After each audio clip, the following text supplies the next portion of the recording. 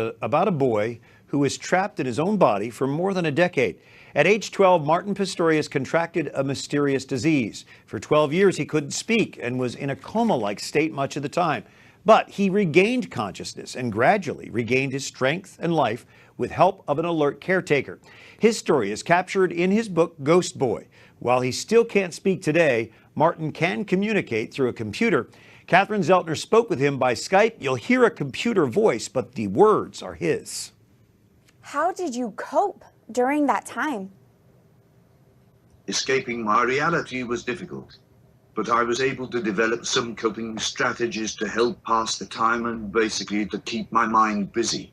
If there happened to be a radio on, that helped.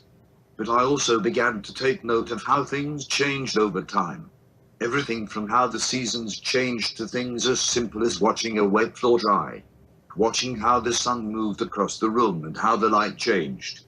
Another favorite of mine was if there happened to be an insect of some or other kind, but even better, more than one, then I could pretend they were racing each other. But by far my most effective coping strategy was to escape into my imagination. I would literally live in my imagination. I'd have conversations with myself and other people all in my head. I'd imagine I was doing all sorts of things. I would live inside my mind, sometimes to such an extent that I became almost oblivious to my surroundings. Martin, what role did faith play in all of this? I don't know how I came to realize God. He was just always there. I don't know how to explain it really, but I always had faith that he was and still is there. I grew up in a Christian home, however, we very rarely attended church. This combined with the path my life has taken meant that I never really learned the formalities of the church. Perhaps it is because of all I have been through, I became very close to God. There were many, many times where, in some sense, I felt utterly alone, even if there were people around me. However, I always seemed to pause when making that statement because while a part of me experienced the extreme loneliness and isolation, another part of me always felt the presence of the Lord. Through everything I went through, I prayed for help, strength, and forgiveness.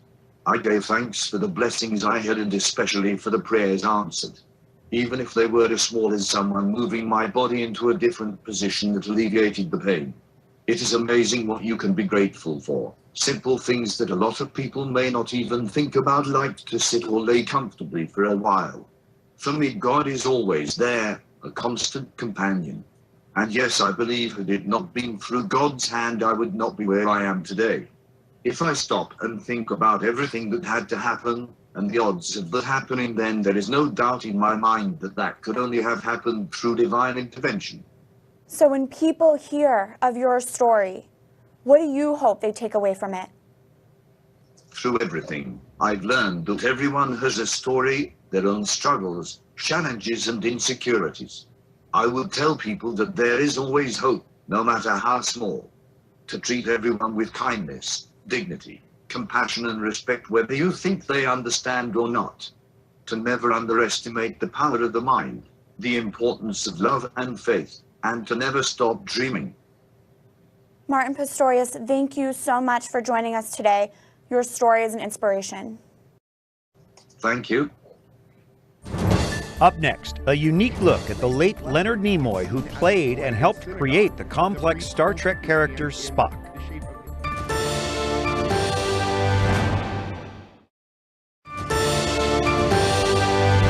Thank you so much for joining us on this Friday evening, March 6th. I'm Brian Patrick.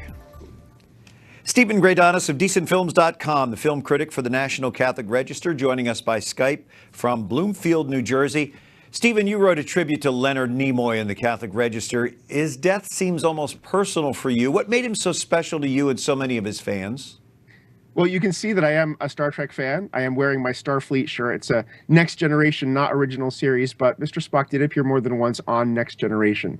You know, for a show that only lasted 3 years and was not a big hit at the time, Star Trek has had a huge impact on popular culture, and Mr. Spock was a very big part of that. He was one of the big three characters along with Kirk and McCoy, but Kirk and McCoy were heroes of types we had seen before. The alpha male hero, the cantankerous doctor. Mr. Spock was something new. He was cerebral, he was dignified, and he was alien. He was different. For a show that was about different possibilities of what the future could be like, Mr. Spock opened the door to whole new worlds of possibilities. How do you think his Jewish heritage found its way into Mr. Spock?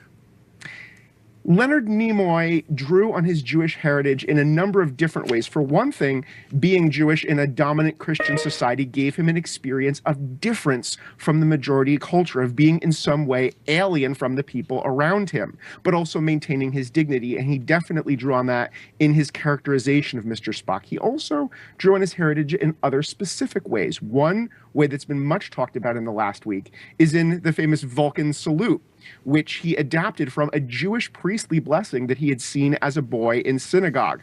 The priest holds up his hand in the shape of the Hebrew letter Shin, and this is used in a Jewish priestly blessing.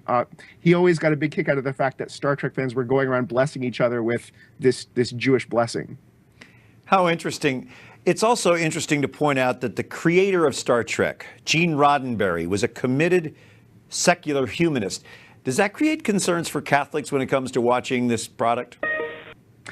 I think it's of some concern insofar as Roddenberry's vision was secular. He did think that religion was something that mankind was going to outgrow eventually, along with racism and poverty, but not insofar as the show is humanist. I think that we as Catholics for too long have allowed secularists to claim the term humanist as their own, when the historical reality is that humanism has Christian roots. Historic Christian humanism was championed by Catholics like Erasmus and St. Thomas More as an alternative to what they felt were the limitations of medieval scholasticism. Stephen, I know you can be found at decentfilms.com. You recently redesigned your site.